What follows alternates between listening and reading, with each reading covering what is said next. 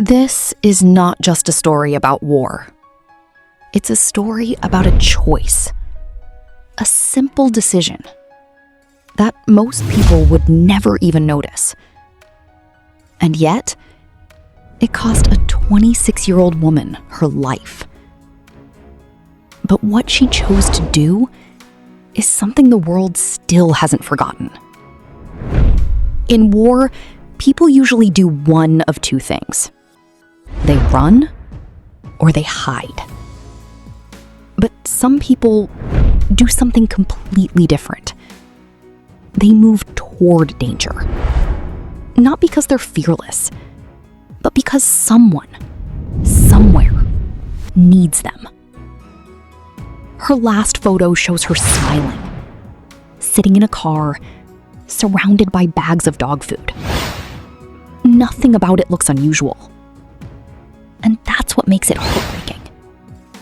Because just hours later, everything would change. This is the story of Anastasiia Yalanskaya. Not just as a headline, not just as another name lost in the overwhelming statistics of war, but as a human being, a real person whose final days revealed a kind of courage most people only imagine, but rarely live. Anastasiia was 26 years old. At that age, life is usually still unfolding. People are still figuring things out. Careers, relationships, purpose. Dreams are still being shaped. Plans are still being written. It's an age defined by beginnings. But Anastasiia had already become someone others relied on. Not because she tried to be, but because of who she was. Her friends didn't describe her in dramatic words. They didn't need to. They spoke about her in a quiet, consistent way. She was kind. She was dependable. She showed up. Not for attention, not for recognition, just because it mattered. There are people who talk about helping, and then there are people who simply do it. She was one of them. When the war in Ukraine escalated in early 2022, everything changed, especially around Kyiv. Life didn't slowly shift. It stopped, and then it transformed into something unrecognizable. The streets changed. The sounds changed. The rhythm of life disappeared. Sirens replaced conversations. Uncertainty replaced routine. And survival became the only thing that mattered. In moments like these, people don't become different. They reveal who they already are. Some step back. They protect themselves. They wait. Others step forward. Not because they're fearless, but because they see something that needs to be done. Anastasiia stepped forward. She wasn't a soldier. She didn't carry weapons. She didn't wear a uniform. Her role was quieter, but just as important. She delivered aid, food, supplies, essentials. The kind of work that doesn't make headlines. The kind of work that only becomes visible when something goes wrong. And for a while, nothing did. She moved through dangerous areas, helping, delivering, supporting, without attention, without recognition, just doing what needed to be done. In the days before March 4th, she had been actively volunteering, moving through places most people were trying to escape. She showed small glimpses of her experience. Not for attention, but as a way to process what she was living through. Just days before her death, she wrote about delivering supplies to a kindergarten in Brovary. Around 40 children were there, In wartime, a kindergarten becomes something fragile. A place where adults try to protect childhood, even when the world outside is collapsing. And she helped keep that space alive, even if only for a moment. She also delivered aid to a military hospital. Again, not glamorous, not safe, but necessary. Because in war, hospitals don't slow down. They fill up. And every supply can mean the difference between life and death. Despite everything, her words carried something powerful. Not blind optimism, but grounded strength. She wrote, "We are not scared. We are united like never before. We help each other." Fear was everywhere. But she chose something stronger. Connection. Solidarity. Responsibility. She described traveling through dangerous roads. Forest routes where shelling could happen without warning. Drivers had to keep windows slightly open, not for comfort, but to listen, to hear danger, to react in time. "Do not slow down," she wrote. "You can hear explosions right next to the wheels." This wasn't storytelling. This was survival. And still, she continued. On March 4th, Anastasiia and 2 volunteers set out again. Their mission was simple: deliver food to a dog shelter outside Kyiv.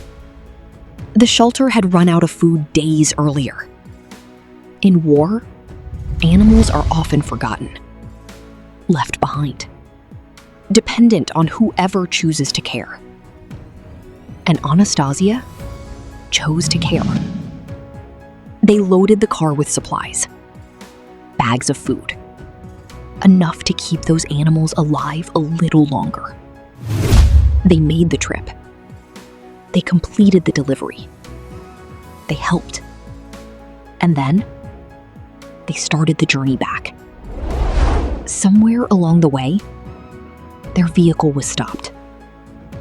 What happened next was never recorded. No cameras, no witnesses, only silence. When they didn't return, concern turned into fear. Then fear turned into certainty. Something had gone wrong. Eventually, the vehicle was found. It had been hit with bullets. Inside were Anastasiia and the 2 volunteers. None of them survived. For those who knew her, this wasn't a news story. It was a loss. A real one. Irreplaceable. Her husband later spoke about her. He had warned her to be careful. Because in war, even a small mistake carries a heavy cost. He described her as one of the best people he knew. Someone who loved animals. Someone who built a life with him. Simple things. Shared routines. A home. A future. Until suddenly, there wasn't one. Her friends remembered her the same way. Kind. Energetic. The kind of person who made others feel stronger just by being around. That kind of presence doesn't happen once.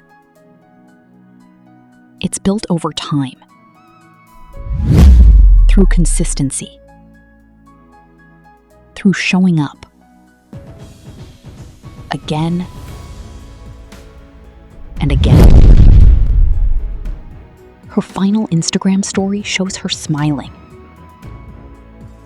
sitting in a car, surrounded by dog food. It looks ordinary. And that's what makes it unforgettable. Because it doesn't show what was coming. It doesn't warn you. It doesn't prepare you. It's just a moment, frozen in time. And maybe that's the hardest part. Real life doesn't give us signals. It doesn't tell us when something is about to end. Sometimes the last moment looks completely normal. Anastasiia didn't think of herself as a hero. She wasn't trying to be one. She saw a need, and she acted. That's it. But in a world shaped by fear, that becomes extraordinary. So, what is a hero? Someone without fear? Or someone who acts despite it? Someone who seeks danger? Or someone who accepts it as the cost of doing what's right? By that definition, she was one. Not because she wanted to be, but because of what she chose.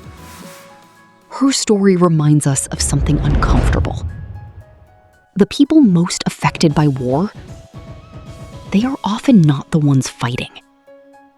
They are the ones helping, holding things together, keeping others alive. And when they're gone, the world doesn't stop.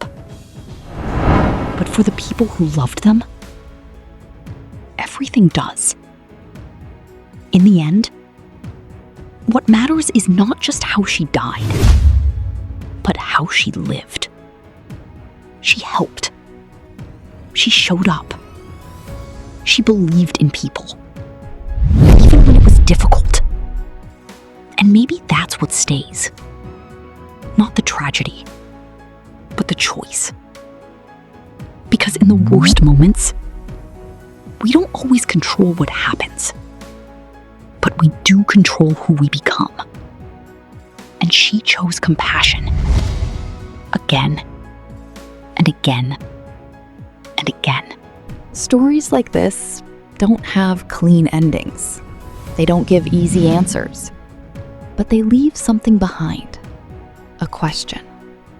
What would we do in the same situation? If this story moved you, take a moment to reflect and share it with someone who needs to hear it. And if you want more real stories like this, stories that matter, stories that stay, make sure to subscribe, like this video, and leave a comment below. Your support helps keep these stories alive, because sometimes remembering someone is the only way we make sure they are never truly gone.